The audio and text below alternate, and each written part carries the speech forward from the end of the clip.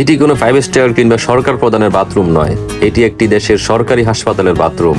ভাবতে অবাক লাগতেছে আমার, একটি বাথরুম কিভাবে এত পরিষ্কার হয়। একে একে সব গুছানো এবং সবই পরিষ্কার পরিচ্ছন্ন। কি নেই এই ওয়াশরুমে। যদি কোনো বিপদে পড়েন এই সুতাটি টান দিবেন, সাথে সাথে নার্স চলে আসবে। কি অত্যাধুনিক ব্যবস্থা।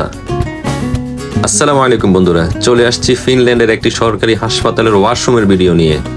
ওয়াশরুমের ভিডিও আবার করার কি আছে, কিন্তু আমি এই ভিডিও না করে পারলাম না আপনাদেরকে দেখানোর জন্য। একটু পরে বলছি কিভাবে আমি ওয়াশরুমে আসলাম। শুরুতে দেখাচ্ছি আপনাদের বাচ্চাদের ডাইপার, টাওয়েল থেকে শুরু করে বাচ্চাদের যদি কোনো ইউরিন টেস্ট হয় সেটা থেকে শুরু করে সব কিছু ইচ অ্যান্ড এভরিথিং এখানে পরিষ্কার পরিচ্ছন্ন। একটি ক্যাবিনেট করা আছে এবং বাচ্চাদের যদি আপনি কিছু খাওয়াতে চান এটার জন্য এক্সট্রা বোল আছে, বাস্কেট আছে। এছাড়া বাচ্চাদের ডাইপার চেঞ্জের জন্য আলাদা একটি জায়গা, যেখানে হোয়াইট টিস্যু রাখা আছে, আলাদা একটি ম্যাট্রেস রাখা আছে এবং বাচ্চাদের যদি শাওয়ারের প্রয়োজন হয় শাওয়ারের জন্য আলাদা একটি basin. Each and everything wow, just wow.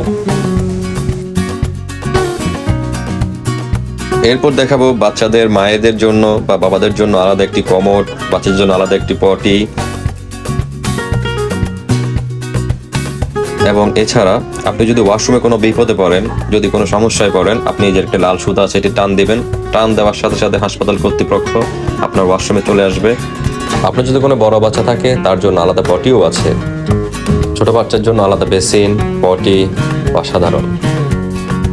ধাপে ধাপে সাজানো সব সাইজের গ্লাভসও আছে এখানে, আপনার হাতের মাপ অনুযায়ী গ্লাভস ইউজ করতে পারবেন। এই বেসিনটি বা দেখুন না, ঠান্ডা পানির সাথে সাথে গরম পানিরও সুব্যবস্থা রয়েছে। এছাড়াও হ্যান্ড স্যানিটাইজার, হ্যান্ড ওয়াশ তো আছেই। এই হাসপাতালের পরিষ্কার পরিচ্ছন্ন দেখে আসলেই মুগ্ধ হলাম। যেখানে আমাদের বাংলাদেশের সরকারি হাসপাতালের দরজার ছিটকিনিটি পর্যন্ত থাকে না, সেখানে একটি উন্নত দেশের হাসপাতালের এই সুব্যবস্থা দেখে আমাদের বাংলাদেশে কি কোনো কিছু শেখার নেই? এইবার বলছি আমি হাসপাতালে কিভাবে আসছি। আমার বড় বোনের ডেলিভারি ছিল, সেই সুবাদে আমি হাসপাতালে আসা। ওয়াশরুমে এসে তো আমি রীতিমতো অবাকই হলাম, কিভাবে একটি হাসপাতাল এত সুন্দর হয়।